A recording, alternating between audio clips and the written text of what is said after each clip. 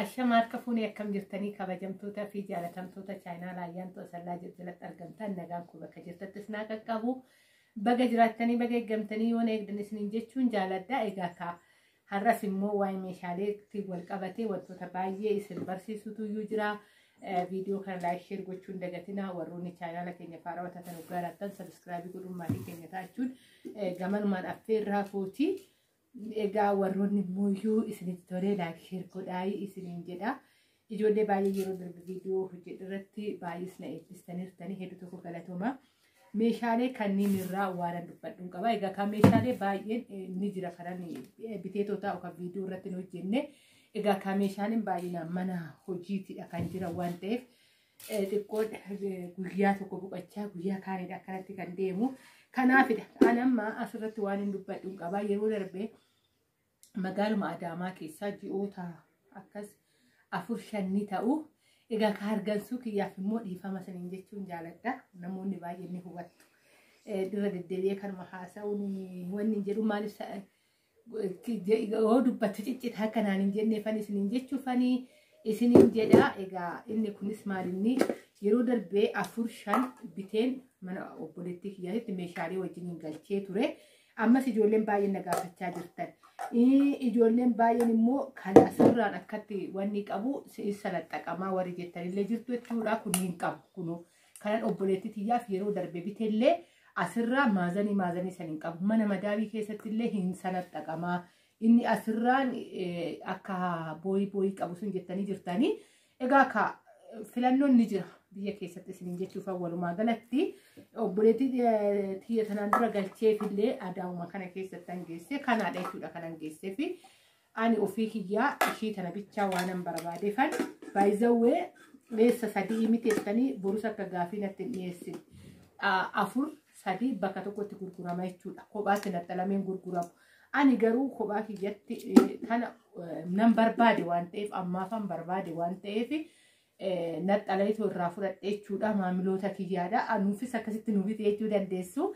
Ana waan na barbaachise waan beekaniif naa kennan malee meeshaaleen kun akkuma bahu bakka tokko ba'a jechuudha.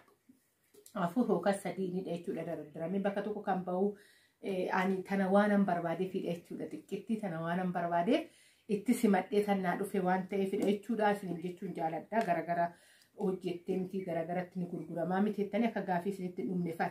Ani inni guddaan amma isa garagara ta'uusaa osoo isinitti himuu hin ta'in kana orijinaaladha. Baay'ee gaariidha.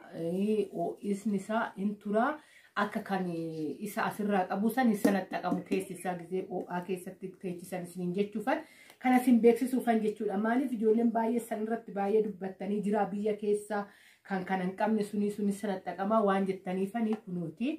Haalas qadaadas bakka tokkotti sirriitti hoggaan isinitti mul'ise ni mul'ata isiniin jechuun jaaladha. Egaa kan waa'ee isaa haga kana yoo naasee warroonni bitachuu barbaadanis hoggaa jiraattan jechuudha. Dhuftanii xalabachuu dandeessan. Asirratti ijoollee baay'een waa'ee meeshaalee aadaa gubbaarratti gaafii isinitti uume baay'een jira. Kanaafuyyuu har'an qabadhee kana keessan dhufeetoo jira jechuudha meeshaa kana. Kanaafuyyuu akka argaa jirtanidha. Isin bifa barbaadanii jechuun isa akka barbaadanitti hojjisiisuu hin dandeessanii. Egaa kan obboleettii kiyyaa kun immoo maaliin hoo jettan kanaan jaalattee abbaa gadaatiin baay'ee bareeda. Isin immoo filannoon keessanidha. Anamma isa osoo hin ta'in isa beeksisuu osoo hin ta'in amma gatii isaati irratti ijoolleen baay'een dubbachaa jirtu jechuudha.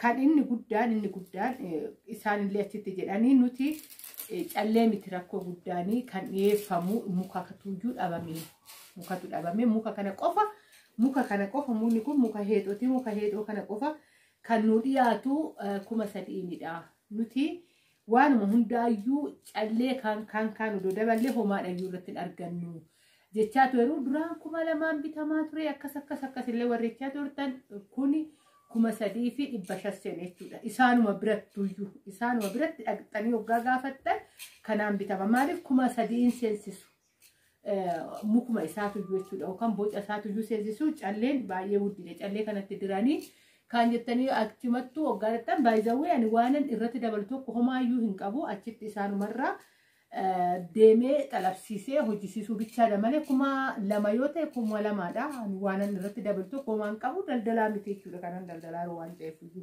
kana naa beekuu qabdan ijoolleen baay'een akkamitti dabale jechaartanii waan ta'eefan kana kan obboleettii kiyya qabadhee tos kara keessan dhufee isiniin jechuufanii duraan eeyyan sirriidha amma garuu kan inni irra jiru yeroo kan haala kanaan isiniin jechuufan barbaade kanaadha haga isaa kana waggaan dubbadde amma yeroo kanatti kan ittiin bitame 3,500 homaa irratti argatteetii miti kan callee kanaayyuu irratti argatteetii miti kanan irraa bite anu maamila yeroo baay'ee irraa hin bitee anis uffata aadaatis wantoota adda addaa yeroo baay'ee irraa bite waan ta'eef 3,000 muka isaa bittee callee kanatti naqxeetidha jechuudha. Tariitii ka amma karaa biraatti dabaluu danda'a kana caalaa hin beeku isiniin jechuufanii haga kana yoon dubbadhe immoo karaa feermuuzii kanaatti kan darbu. Yeroo baay'ee feermuuzii ni binnaa dhugumaa warqaammaa feermuuzii yennaa ijoollee baay'eedhaaf feermuuziiwwan illee galcheen ture jechuudha. Garuu yeroo hunda feermuuziiwwan akkanaa kana hin yaadan. Garuu maaliin inni guddaan kan nu barbaachisu kuni baay'ee barbaachisaadha. Kara mana namaa gaafa deemnu akkasuma nama dhukkubsate gaafachuu gaafa deemnu wantoota akkanaa kanaaf meeshaaleen kun baay'ee barbaachisaadha. Garuu nuti yeroo hunda hin yaadan. Dhugaa dubbachuuf haga har'aa dirasii ani waggaa lamaan hojjedhe kana keessatti orjinaaladha guddaadha leetira 2 homa qaba. Obboleettii tokko bichaatu iyyuu bitate feermuuzii kanaa waggaa yaadattan ta'e waggaa darbee jira erga bitatte jechuudha. Kana garuu kiyyaadha namatu iyyuu bitee manatti barbaadee tanan manatti bitee garuu ni daganna yeroo baay'ee maaliif akka ta'e hin beeku. Kana nuti yeroo hunda waan akkanaa kanatti yaadan isin jechuufanii garuu qadaan isaa akkatti gadi seenaa gahee bakka kanuma kana normaanii ittiin dhuguus dandeessu gizee nama gaafachuus deemtan baay'ee barbaachisaadha waan akkanaa kana hin dagatinaa isiniin jechuufanidha. Amma gizee hunda mana namaatiif namni gaafa maal jedhee tana kan leetirii takkaa baadhee deema yeroo baay'ee namni namarraa kan ergifachuu hunda deemu. Garuu odoo bitanii teechifatanii biiffee ofii keessattuu ijoolleen biiffee hojjisiifattan baay'ee tokko gaariidha. Bakka baay'eetti illee arguu dandeessan garuu bittaatti dhariifatti ijoolleen keenya yeroo baay'ee feermuuzii warqaamawwanii jookii warqaamawwan waan akkanaa kanaadha jechuudha. Ana biratti osoo hin ta'in miidiyoota adda addaati irratti illee kanan argaa jiru. Kanan isiniin jechuu jaaladhaa. Kanaafuyyuu wantoota borullee nu fayyadu mana keessa nu fayyadu osoo asumaan isin yaadachiisee kan jedhuuf malee waan guddaa ta'eeti miti qabadhee kanan kara keessa dhufee gaaka waan gaadaa keessa jiru baay'ee qoffora waan ta'eefidha jechuudha. Ani tanaan dura waa'ee gundoo biddeen hin baafatanii ani dubbadhe irratti ijoollee baay'een itti fayyadamteetoo jirti. Eeyyannuu yaadachiistee sirriidha jettaniitoo jirtu waan ta'eef kanas immoo iyyuu shoorballeetti naqnee nama gaafachuu deemuu dandeenya guddaadha waan ta'eef nus saalfachiisu ishii takkittii sanirra kan deebisiiti immoo isa bulluqa yookaan immoo haadhimiti yookaan immoo hajjaa jedhamuun dafisteet illee gaafa nama gaafachuu dhaqxuu saalfachiisu jabaadha waan ta'eef ishii sanirra kana wayyaa abbaa lamaatidha. Isiniin jechuun jechuudha kanan qabadhee kara keessan dhufee viidiyoon tuni gabaabduudha. Laayik sheer gochuun dagatinaa warroonni lafaana turtii gootan hedduu tokko galatoomaa hedduun isin jaaladha hedduun isin kabaja. Meeshaalee baay'een meeshaalee mukaa hojjetamee baay'ee kan bitame baay'een ni jira. Kanan ganaa irratti hojjedhu kanan xiqqoo ishee haalli naa mijachuu dideetoo bakka hojii deemee irratti hojjenne baay'een ni jiru isin biraa nan ga'a. Kanaafuyyuu hiriyoota keessan bira akka ga'u taasisaa isiniin jechuun jaaladha. Egaa kaa ijoolleen tanaan dura viidiyoo darbe irratti na eebbistanillee eebba keessan amiin jedheen fudhee jira galatoomaa. Hedduun isin jaaladha hedduun isin kabajaa haga viidiyoo biraatti walitti deebi'utti bakka jirtanitti nagaa naa ta'a. Bye.